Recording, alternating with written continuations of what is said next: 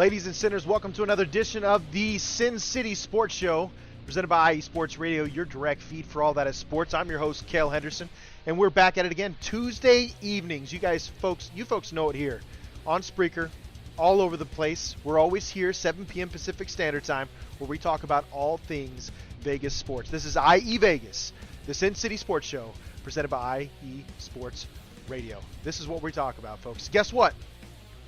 New segment tonight. It's called What's Up in Vegas, inspired by the great Larry B.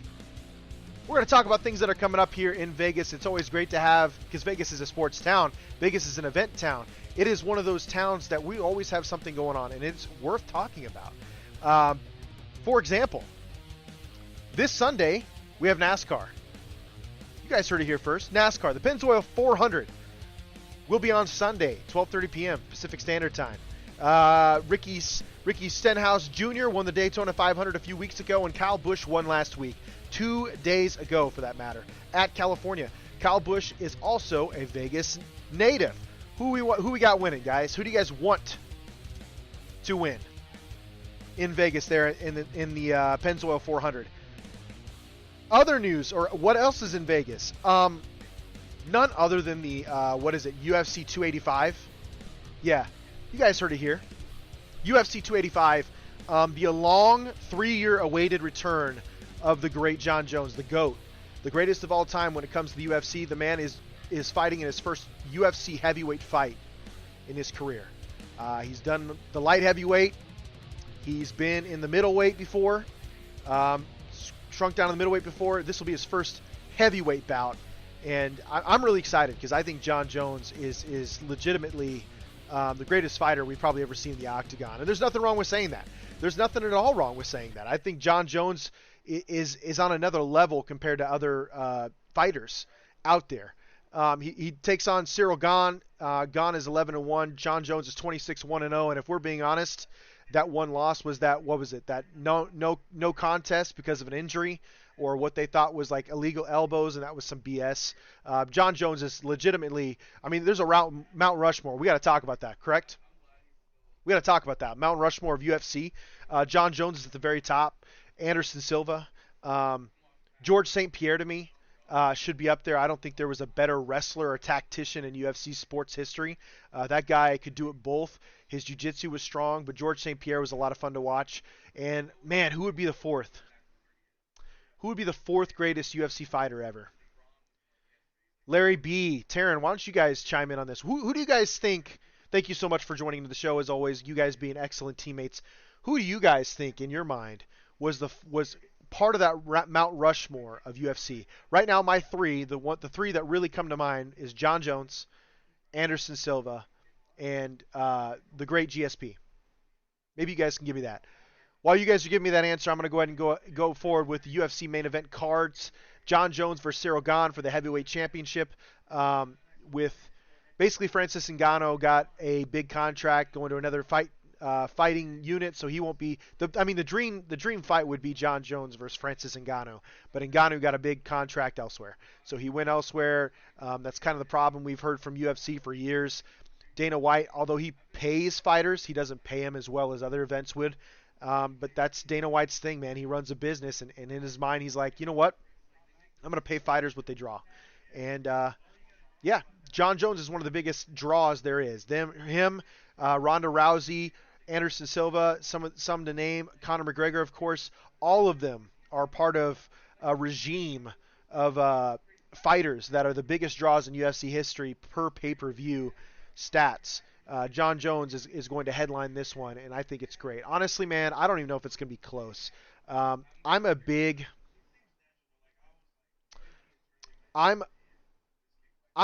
proponent of wrestling.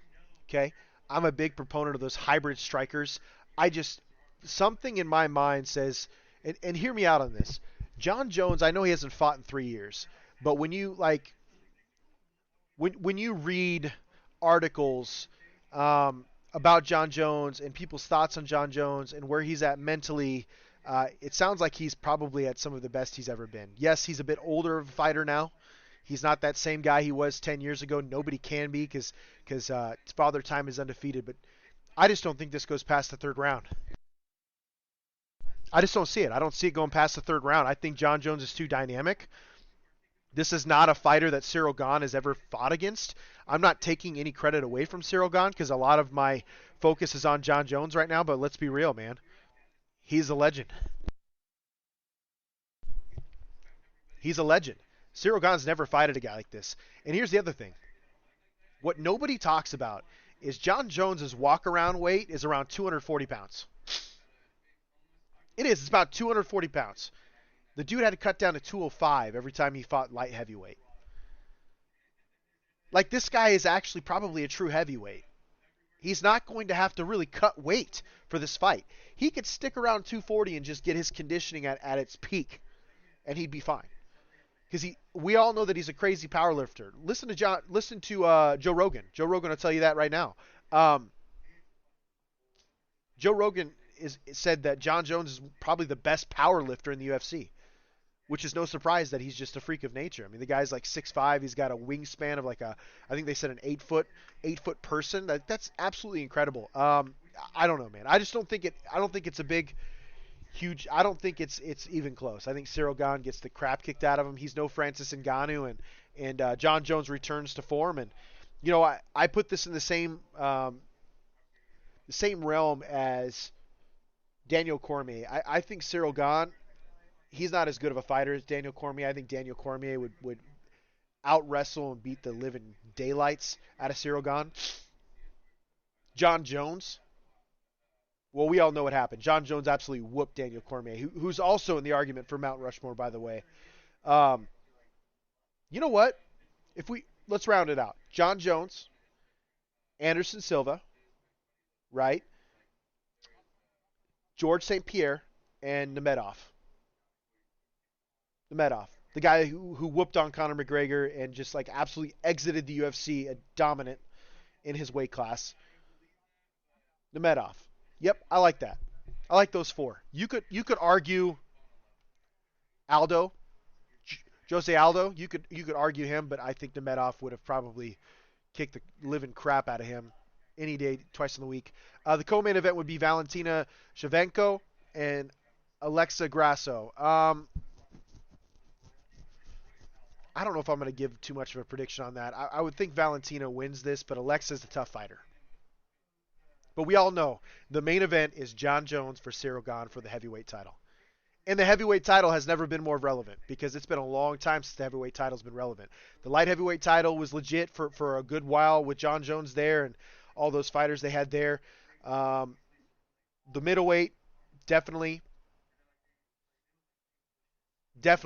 a relevant title. I would say, welterweight maybe. Welterweight was probably pretty. The 171 class with George St. Pierre, all those boys there. For sure. I would say all of those belts have been relevant in the last like 5 years. The heavyweight title, on the other hand, not. Because Francis Ngannou it felt like he didn't really have competition in the heavyweight bout. Daniel Cormier was the only guy, and he was leaving his prime, let's be honest. But yes, Jones is a monster. I agree, dude. Jones is a monster. He's my pick. I have a hard time not picking him, dude. Have a hard time not picking him.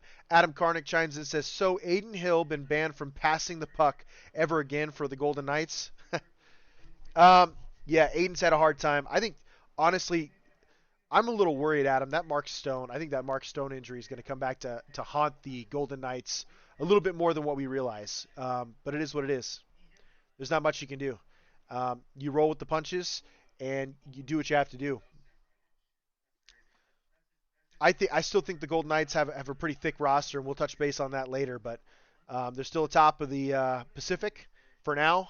Not by much, but they're still atop. And, yeah, we'll keep everybody posted on that. We're going to go to a quick break. We're going to play drops from some of my favorite teammates here on IE Sports Radio. When we get back, we're going to touch base on UNLV women's basketball because they are still on that hate train, man. They are still killing it. We're going to touch base on the Golden Knights, and we have to talk Raiders. You guys know how it is. We have to talk Raiders. Let me know how the new segment went, by the way. What's up in Vegas? Let me know how that went in the comments. Let me know how that went on our Twitter forums. SinCity_ISR on Twitter, @Kale_Henderson. Give us the feedback. When we get back from the break, we'll talk the UNLV Lady Rebels. here on IE Sports Radio, your direct feed for all that is sports. Down! Green team! Set! Hey!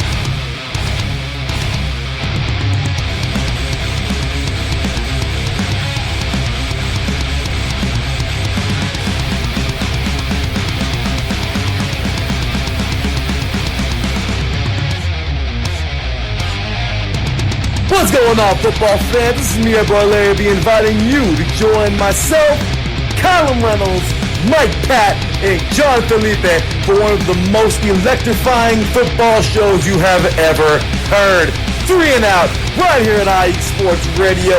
Recap of the week before, a preview of what's to come, and of course, 3 hardcore head-to-head prime-time face-offs each week. You don't want to miss it.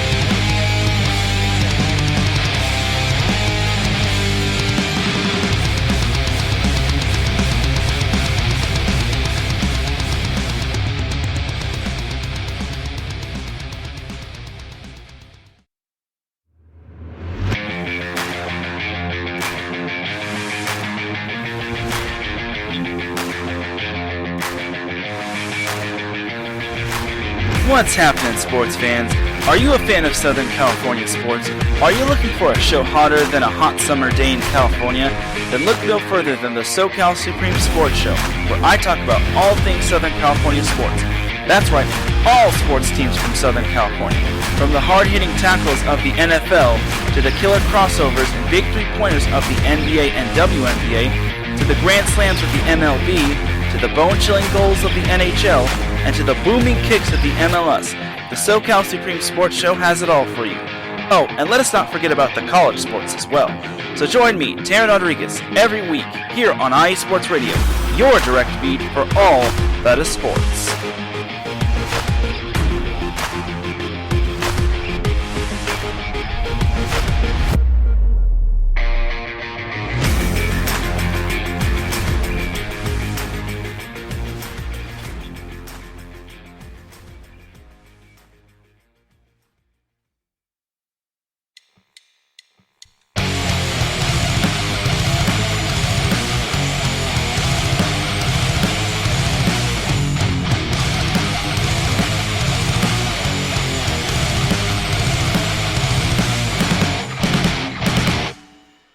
College football, and do you want to hear a college football show dedicated to all that is college football, including junior college and the CCCAA and the NJCAA, the NAIA, and the NCAA, including Division III, Division II, Division I AA in the FCS, and Division I Single A in the FBS? Well then, look no further. Join myself, Larry B, and my colleagues, Mr. H-Town Blake Henley, and Mr. Christian Espinoza, each week during the college football season for the latest in college football on 3 and Out College Edition, right here on IE Sports Radio, your direct feed for all that is sports.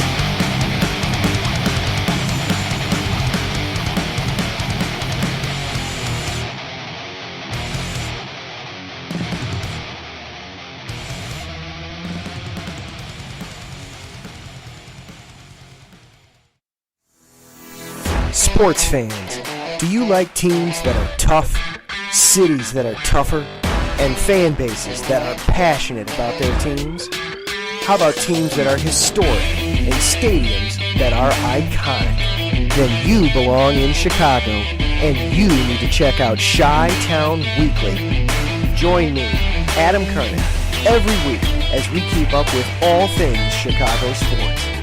Bears, Bulls, Blackhawks, Cubs, White Sox. We'll cover them all, plus more. The Windy City is always buzzing, and we'll keep you up on all the big games and major stories. So tune in to Chi-Town Weekly every week right here on IE Sports Radio, your direct feed for all that is sports.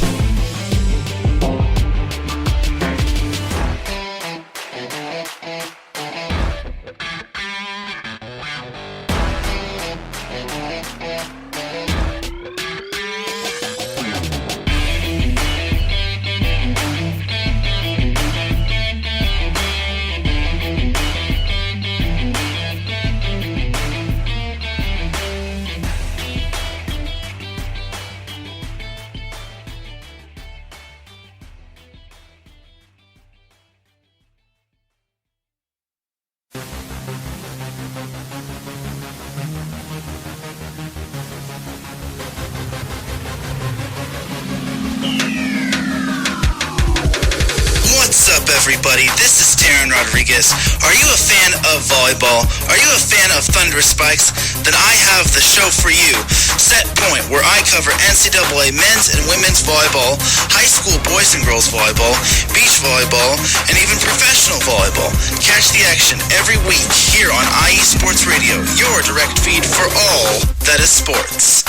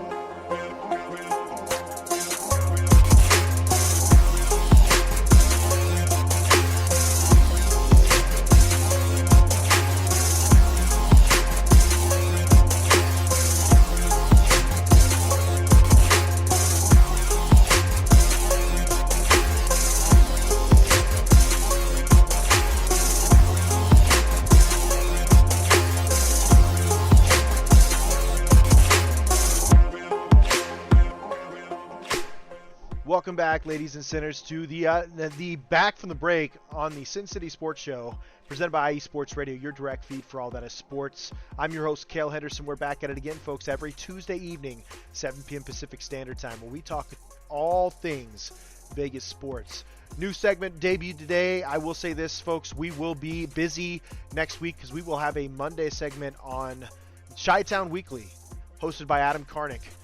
We will be talking a little bit of draft coverage. He reached out was it last week? We're going to do a bit of a collab. Why not? That sounds fun. Adam's a great dude. Chicago's got a lot of things to look forward to in the coming years because they have, $100+ million in cap space, a full list or plethora of draft picks, possibilities, what to do with Justin Fields, what to do with the number 1 overall pick. So it's going to be a lot of fun to talk with him there at Chi-Town Weekly about some of the draft prospects that are out there and some of the things that I believe, even if I'm a Vegas person, I'm a football guy, some of the things I believe Chicago could do to really get back into that division race again. Because Detroit's improving. Let's look at it. Detroit's improving. Minnesota was legit this year. The Green Bay Packers, I think that if Rodgers comes back, they're a contender. If he doesn't come back, they're still in good shape because we're going to see what Jordan Love's about, and they're going to get draft compensation that's going to help the team very early, plus on a rookie contract. So ton of stuff coming up. The Combines, Adam chimes in, the Combine means we've got actual tape to dissect. Looking forward to it. Absolutely. Although that's just the Underwear Olympics, man. You can just look up, the college highlights or college games because people have them all over the place. We have a ton of stuff to dissect. I'll say this, and this bit of a spoiler. I believe that the Chicago Bears should trade out of 1 if they can. I think the Colts would be one of those prime teams trying to trade up for the number 1 overall pick. I think the Carolina Panthers could be a team that does that. But overall, trading out of the number 1 pick and getting more draft picks and taking advantage of the rest of Justin Fields' rookie deal would be awesome. Would it surprise me if they traded Justin Fields? No, not at all, because then you can get your boy at 1, the future quarterback, and reset that whole rookie contract situation, basically a whole fresh 5 years with $100+ million in cap space and a number of draft picks. You'd get at least 1 or 2 first-round picks for Justin Fields. There's an endless amount of possibilities that we get to talk about next Monday with Adam Karnick there on Chi-Town Weekly. Before we get into UNLV women's basketball, which is currently underway for that matter, we're going to talk about our platform, IE Sports Radio. For the last 8 years, IE Sports Radio has been bringing you amazing content ranging from interviewing legendary athletes to building tailor-made shows dedicated to all major sports cities around the country. All the while, we've continued to be by the fans, for the fans, and with your help, we are ready to take the next step. When you go to our website, iesportsradio.com, you'll see our Patreon link with 5 different tiers. The first one starting at just $5 a month. This donation gets you shout-outs on all 32 of our shows. Higher tiers include IE Sports Radio merchandise, access to our podcasting university, and even a chance to be featured on a segment of our flagship show, The Defining Moment. Thank you all very much for continuing to make IE Sports Radio your direct feed for all that is sports. Again, a shout out to Larry, Taryn, and Adam for chiming in here. Awesome. Thank you guys so much for listening to the show. Yeah, as long as my son doesn't decide to be born between now and then, okay. Yeah, I mean, that comes first, I suppose. I totally get where you're coming from. UNLV women's Lady Rebels. The Lady Rebels are currently down 35-39 at halftime to Nevada Wolfpack. I don't think this holds unless they know that they're in the tournament and they're planning to rest some players maybe for the Mountain West tournament. But right now, the UNLV Lady Rebels are 27-2. They've won 18 straight. They really have. I mean, they've killed it. If this tournament were to start today, let's take a look here. NCAA Women's Basketball Tournament. Perfect. Let's take a look here. The official bracket, which of course it's not refreshed just yet because they haven't picked it. Why would they, right?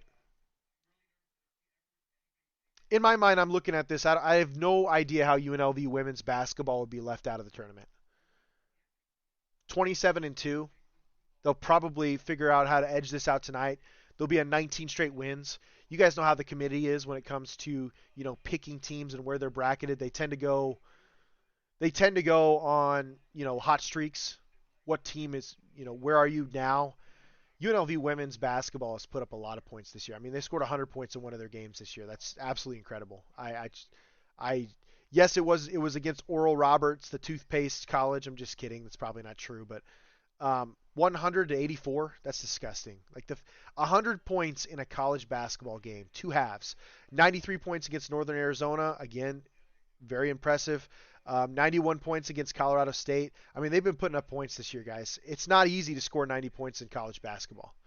Two halves? No, not even close. 93 points against New Mexico, 98 against Air Force. I mean, this is absolutely incredible. These lady Rebels put up points, man. They're on one this year. Larry, you're 100% correct. They're on one this year. They're absolutely cruising. And they win tonight. It's 19 straight wins. I just don't know how a committee could keep them out of the tournament at this rate. What's the standard, right? They're number 22. They should at least be in the. I mean, there's 64 teams in the tournament. You would imagine the top 22 teams or top 25 teams would definitely be in the tournament. They're almost automatic bids, right? And then you got to fill in the rest. There's no reason to think that UNLV women basketball can't compete. Insanity. Those ladies are badasses. Absolutely, man. 18 straight wins. That's incredible. In college basketball, that's nuts. Like, they're on a hot streak for sure. And tonight's the last regular season game before they head over to the Mountain West tournament. It'll be interesting to see how that rolls out. Let's take a look here. Mountain West women's basketball tournament. Let's take a look here. 2023. What are the dates for the tournament? March 5th through the 11th. So that'll be starting Sunday. Event venue, Thomas and Mack Center. We know our Lady Rebels will have the number one seed because they are the number one team in the Mountain West. They win this out. I mean, I would be hard pressed to think that they wouldn't get at least a 2 or 3 seed at the very minimum in the women's bracket, right? I mean, it'd be tough to think otherwise. First round matchups start Sunday. 8 and 9 seed. See here. They're the number one seed. Let's take a look here. It actually looks like they might get a bit of a bye, which would be amazing. We'd have to play till Monday. That'd be excellent. Yeah. Winner semifinal number 1 versus the winner semifinal number 2 will take place Wednesday, March 8th. Wednesday, March 8th. I have no fear that they'll win. They put up 90 points against almost every team in the Mountain West this year. The Lady Rebels are absolutely killing it. Absolutely killing it. Game's underway still, halftime. We'll keep you guys up to date with that game for sure. Looking at the Golden Knights, Adam was trying to touch on that a little bit ago. The major news I can say, man, the Mark Stone thing really bummed me out. Laurent Brossoit placed on injured reserve, so their goalie placed on injured reserve. So injuries are happening at like the worst time. The worst time. I will say this: the Blues are continuing to overhaul their team because they completed a deal that which sent Barbashev to the Golden Knights. What was the trade compensation there? It's a great question. In a move featuring two teams and going in different directions, right? Top 9 forward. Top 9 forward was part of the trade. Golden Knights trying to bolster their roster with some of the injuries that happened. Blues sent Ryan O'Reilly to the Toronto Maple Leafs. Ottawa Senators 2023 third round pick. Oh yeah. Golden Knights did bolster their roster with some skill position players. I will say this. I want to know what they're going to do at goalie because you can't go with your backup goalie at this time of the season. Like not while you're in the lead of the Pacific Division. I mean, you're one game behind the Los Angeles Kings, and you still have a 2-point lead, but that's one game. That's nothing. Los Angeles Kings are kind of incredible because they have a -1 point differential, and somehow are second in the division. What is that? Too many close games, but they're a young team, so that's kind of expected. Edmonton Oilers have snuck up into the third position over the Seattle Kraken, who've played largely really good hockey most of the year. But at the very top of the Pacific Division is the Golden Knights as usual. They're used to being up there. Since their inception in the NHL, they've been a top team in the Pacific almost every year, with the exception of last year, right? Where they had all those injuries. Half of their roster missed half the games. And they still finished fourth, which is incredible. This year, they still have a chance to finish first. I still think they're a strong team. The injuries do worry me a bit. They really do. Here are the injuries, right? Let's take a look here. Of course, when I click on the injuries, it gives me the entirety of the NHL instead of just my team. It's great. Vegas Golden Knights. Nicholas Roy is day-to-day. Not bad. Mark Stone, Nolan Patrick, and Robin Lehner are all in injured reserve. All of them. Within like a 2-week span of each other, essentially. Sorry, 3-week span of each other. Mark Stone's a big one. There's a possibility he doesn't come back this year, and he's a good player. 17 goals, 21 assists, 38 points so far this year. He's up there as far as statistics are concerned for the Golden Knights. The good news is the Golden Knights are still getting that production. They're still getting that production out of Jack Eichel, William Karlsson. They're getting all the help they need from a scoring perspective and the points perspective from the main guys. But it'd be great to have Mark Stone because he's a leader, big-time leader. Let's take a look here. Statistically, Larry B says, agreed. VJK is still a major playoff hockey team, 100%. Okay, I got one for you. What's that? What do you mean? You got one for me. Do tell, dude.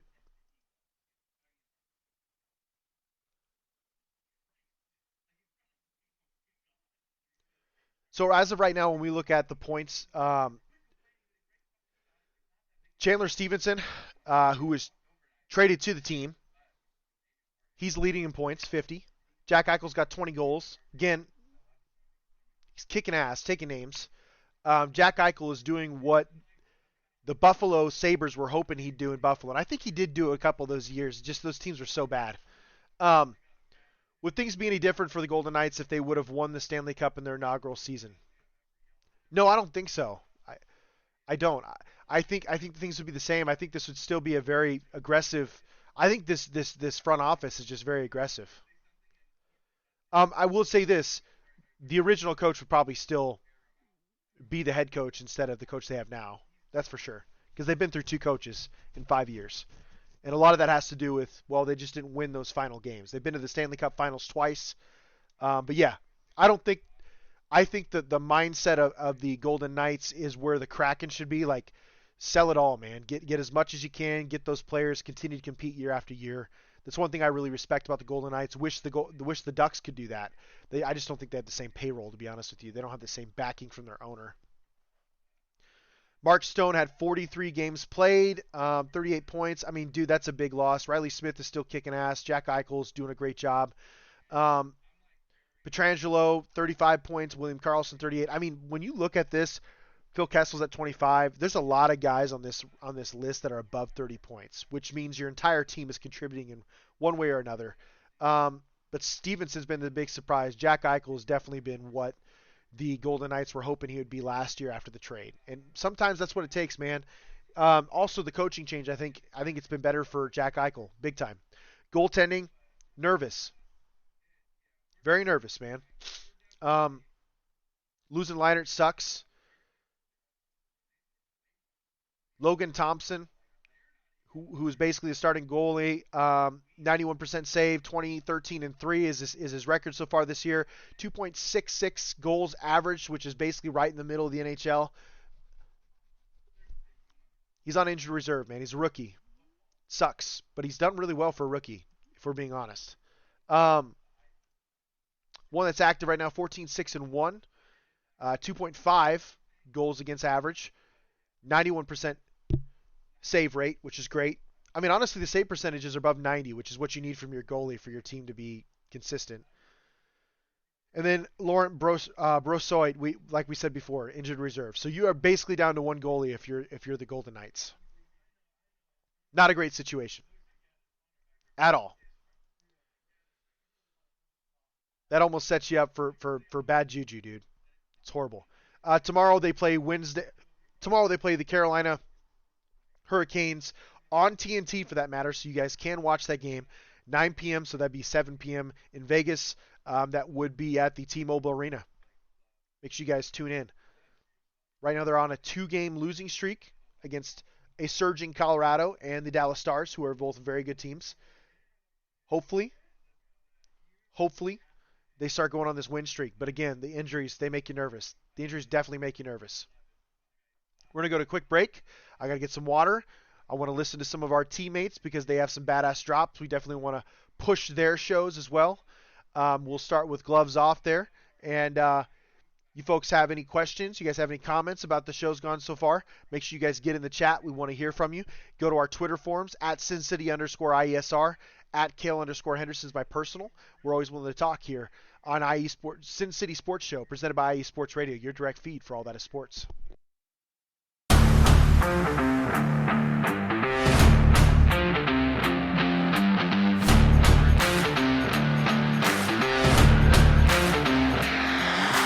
What's good, fight fans? It's your boy, Marcus Los Great, here to give you what you want, here to give you what you need.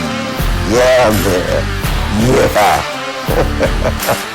I'm coming to you live, straight from your mama's basement with a crispy, white tea. We are coming to you live every Tuesday at 10 p.m. Eastern Standard Time. Powered by IE Sports Radio, your direct feed for all that is sports.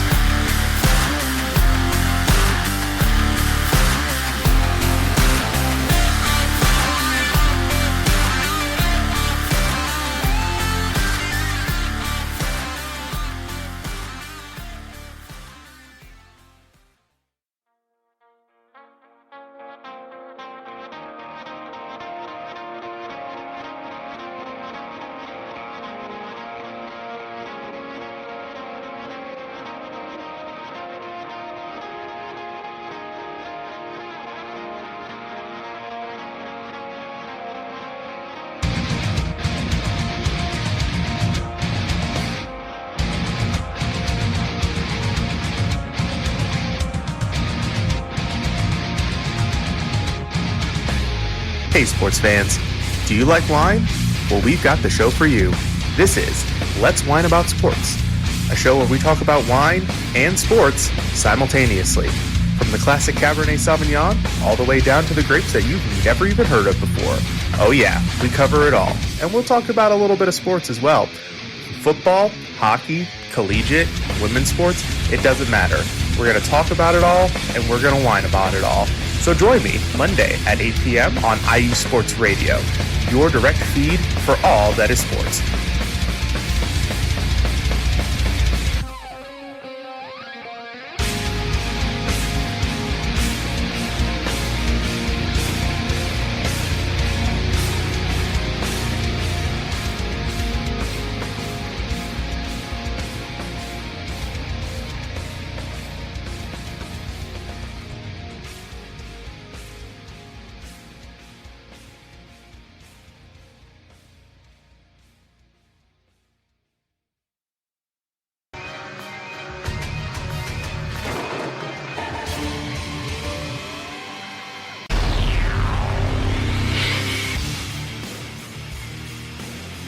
Wrestling fans in the podcast world, you are in the right place to listen to the right show, the premier show in the professional wrestling podcasting world.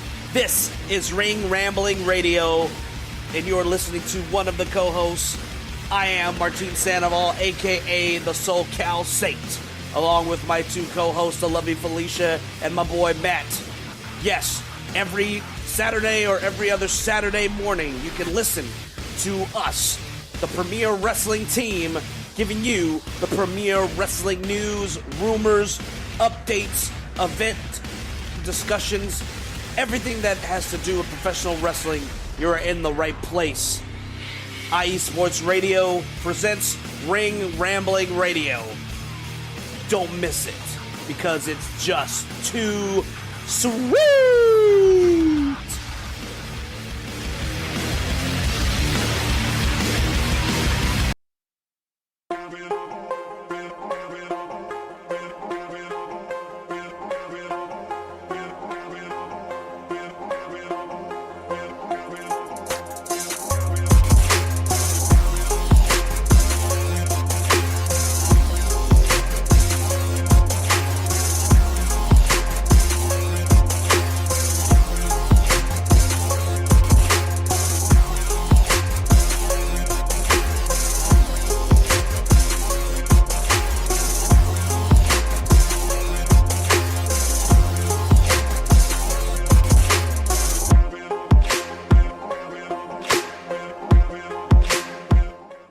Welcome back, ladies and sinners, to IE Vegas, the Sin City Sports Show presented by IE Sports Radio. We're back from the break. You guys know how it is. Transition time. You know what time it is. The Raiders. If it wasn't copyright, I'd be playing their legendary song right now. You already know it. The Autumn Wind. It'd be happening as we speak, because we have a Raiders segment every single show, because we are a primarily a Raiders show. Let's be honest. This is the Raiders Network. I mean, not really, but it could be. It could be if the Raiders were smart and contracted us. Am I right, Larry B? You know what I'm talking about? Adam Karnick chimes in and say, hey, what goalies are left on the trade market right now with the whole injuries? Because right now, hey, I'm telling you, Golden Knights are hurting for goalie. I said Vegas could knock on Minnesota's door. The Flower is an old face that I'm sure would be welcome back. I mean, if you think about it, Marc-Andre Fleury was the goalie, I think for, well, two. He was a goalie in both of those Stanley Cup final playoff berths. So I'm sure he'd be welcome back. He's still playing pretty well, but the Wild are second in the Central right now, so I doubt that would ever happen. That would be awesome. It'd be familiar. Something Vegas Golden Knight fans I'm sure would love. And Marc-Andre Fleury said himself he loved Vegas. So I'm sure he'd love to come back if he knew he was going to compete. But right now he's competing in Minnesota, and Minnesota's playing pretty well in a very tough Central division, to be honest. So is what it is, man. I don't know. I don't know if we get him back. I don't know if that goalie situation's great. Some of the better players on that Golden Knights hockey team really need to step up and play the best they possibly can so those guys can get back healthy. We're going to dive right in the Raiders.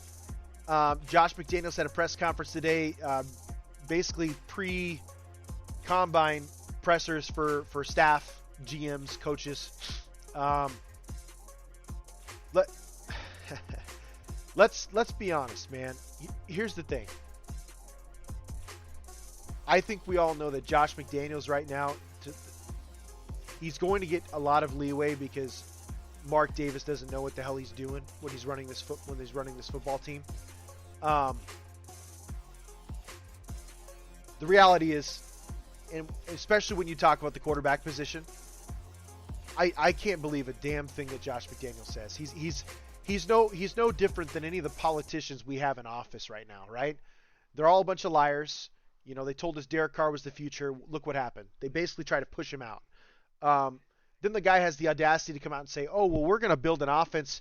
We're going to build our offense tailored to the strengths of our quarterback. Why the hell didn't you do that with our quarterback last year? Why weren't we getting the ball out quick? Why weren't you running more play action? Why weren't you getting Carr out of the pocket? What?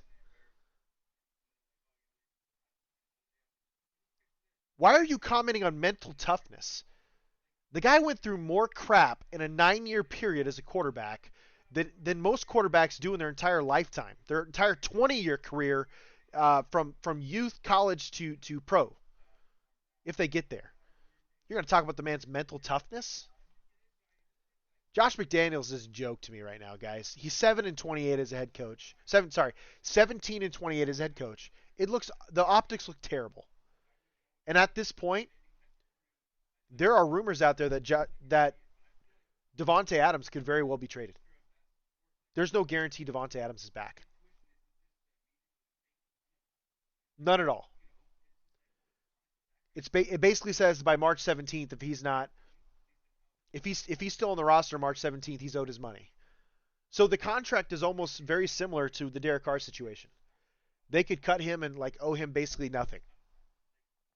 You wouldn't do that because he's a Pro Bowler and he's arguably the best wide receiver in the NFL still.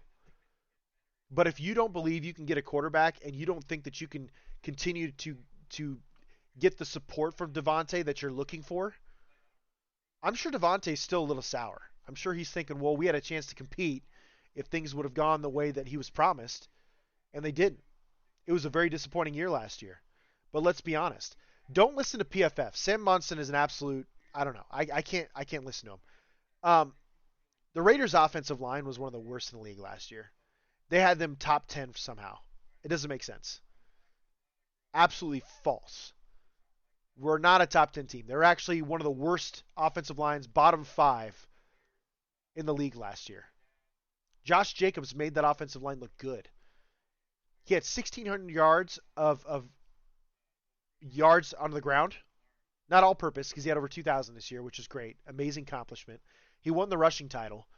Guess how many of those yards were after contact and what the average point of contact was per run play. Yeah, 0.5 yards.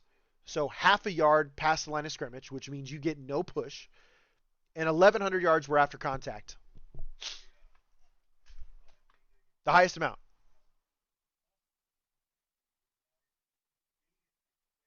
Yeah. Our offensive line was horrible. Josh McDaniels' play calling, horrible. I don't get it, man. I don't get it. You know, he goes his entire career at New England, essentially death by 1,000 cuts, as Trent Dilfer used to say. Tom Brady would be throwing 40 short passes.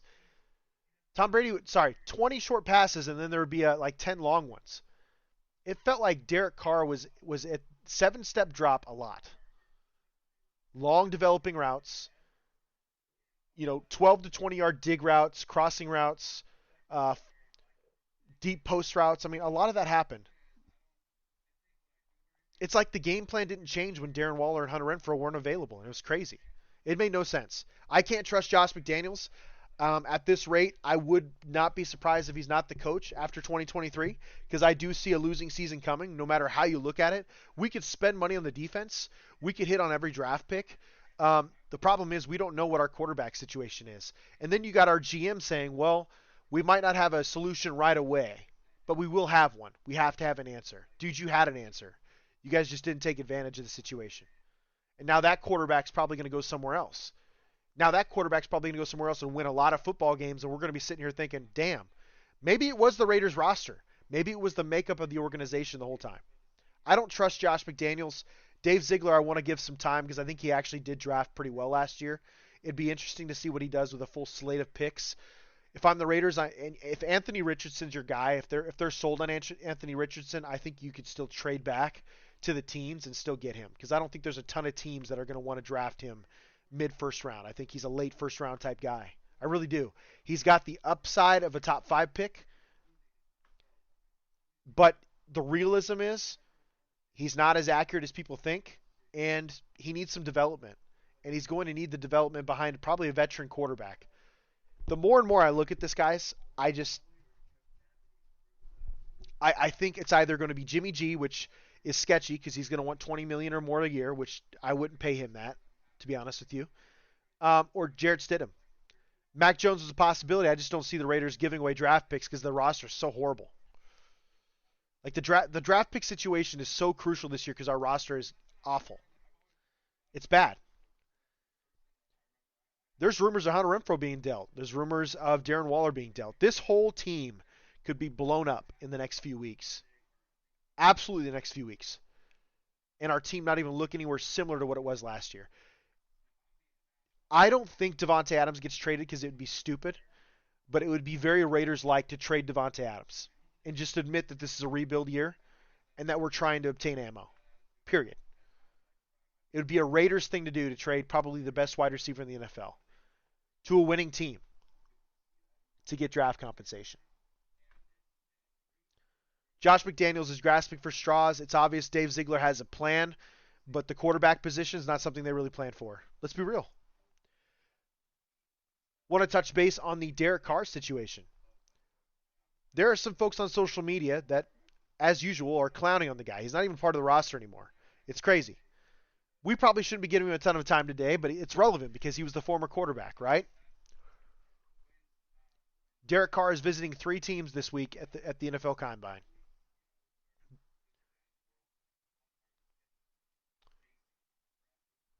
He is visiting the Jets, the Saints, again. And now it's been announced that he's visiting the Panthers. So now a 3rd team inserted to this. And it sounds like, according to Albert Breer, Ian Rappaport, there could be a few more teams that want to interview him before Derek Carr makes a decision. The reality is he's going to get paid more than $30 million a year. He's probably going to have a 4-year deal with around $85 to $90 million guaranteed, whether people want to admit it or not, because that's just the way the quarterback market is. And he's going to go to a team that he wants to win, and he'll probably take less to make that happen. We've seen that for years from Derek. He wants to win. It's obvious. The Raiders just did a horrible job of building a team around him. So what's the reality?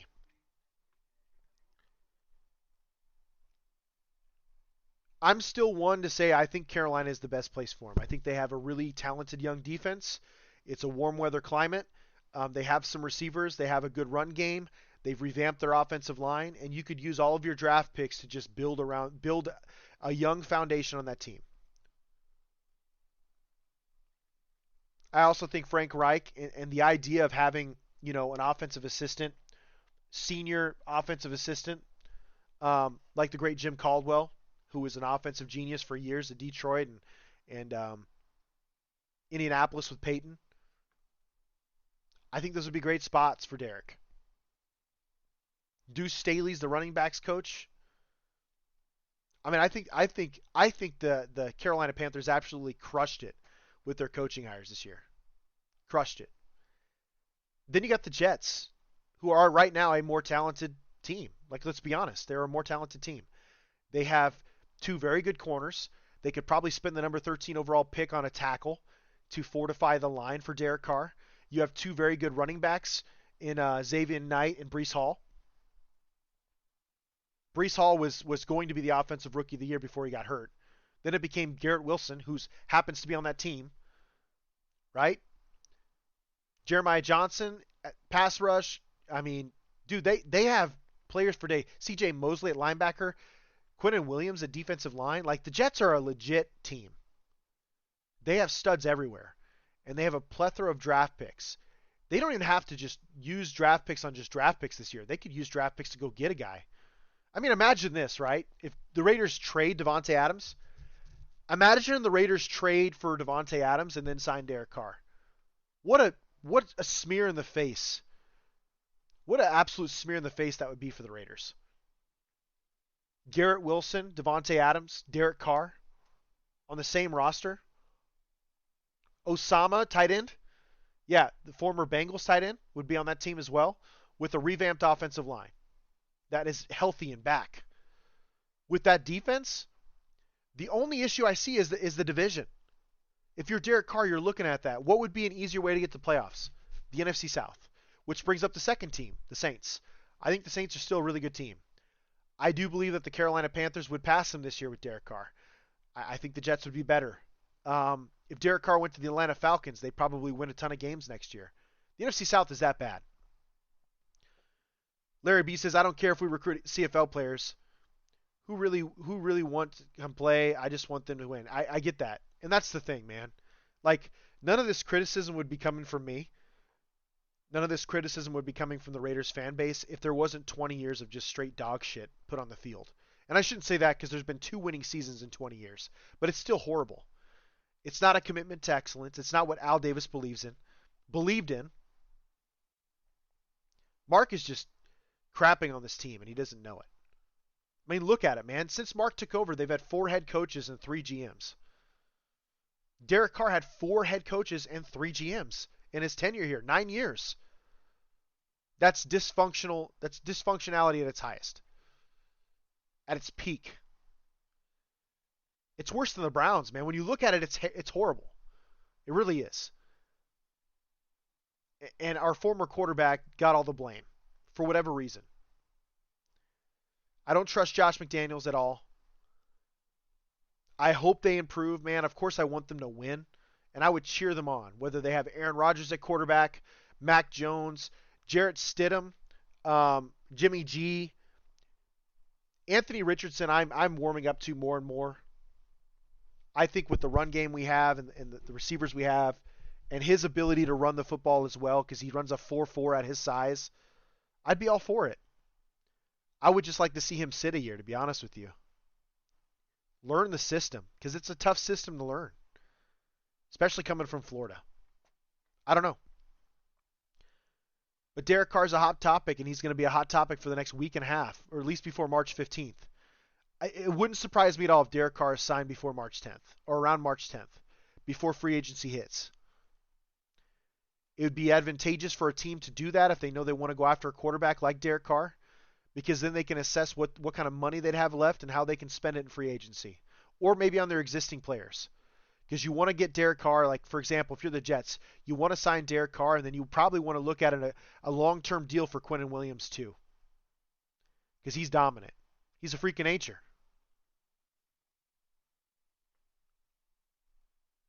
He's so good. There are deals on that team they can restructure. But regardless, you still want to add pieces to make the team better. And they're probably going to have to add a second corner. So a lot of potential. A lot of potential out there for the NFL. A lot of potential out there for the Raiders. It's just going to be interesting to see what they do with it. But if there's one thing I can tell you guys, I do like the way Dave Ziegler drafts. I think he builds to the fronts. He did it last year. I think he does the same thing this year. We might see a DB. We might see a quarterback get drafted this year, which is fine. And then I wouldn't be surprised if we see nothing but linebackers and defensive linemen and running backs. Or, sorry, offensive linemen. But I do guarantee there will probably be at least one running back drafted this year. My other bold statement. So here's 2 bold statements. I don't know if they'll for sure come true or not.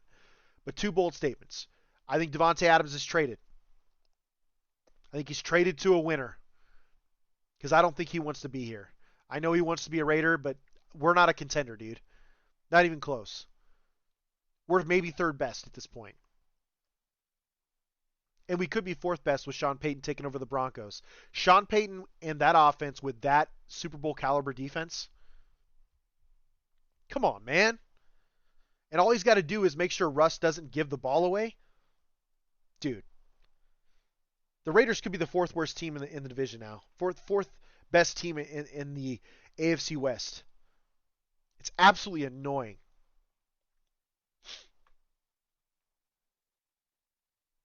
Absolutely annoying. We're falling behind, and it wouldn't surprise me. Those are my bold predictions, okay? Here they are. They franchise tag Josh Jacobs and trade him.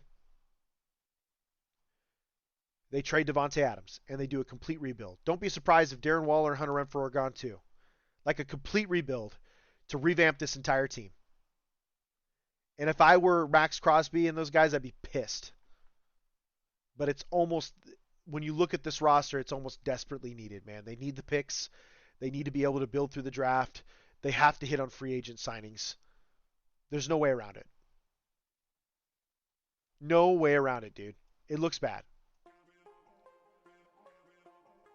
So we'll see what they cook up. I know that, they probably looked at the Senior Bowl because the Raiders have always been really good at picking out guys from the Senior Bowl.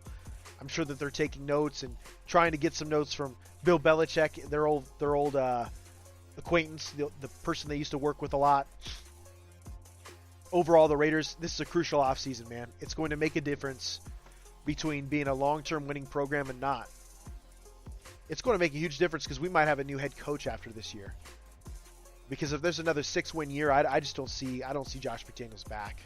Dave Ziegler will probably get a longer leash, at least 4 to 5 years to build a roster. But I don't see Josh McDaniels here past year 2 if we win less than 6 games. 6 games or less. Just being honest, it is what it is. Keep an eye out on our social media forums, guys, at SinCity_ISR, at Kale_Henderson. I will be on Chi-Town Weekly next week. Draft coverage, as long as Adam doesn't have his baby. And you know what? If he does, congratulations. If he doesn't, we will be talking draft for the Chicago Bears. I'm very pleased that he reached out, man. I think it's awesome. I can't wait to do that collab. That's every Monday night. Chi-Town Weekly here on Spreaker. This is the Sin City Sports Show presented by IE Sports Radio. Your direct feed for all that is sports. I'm your host, Cale Henderson. You folks, as always, love, peace, and hair grease.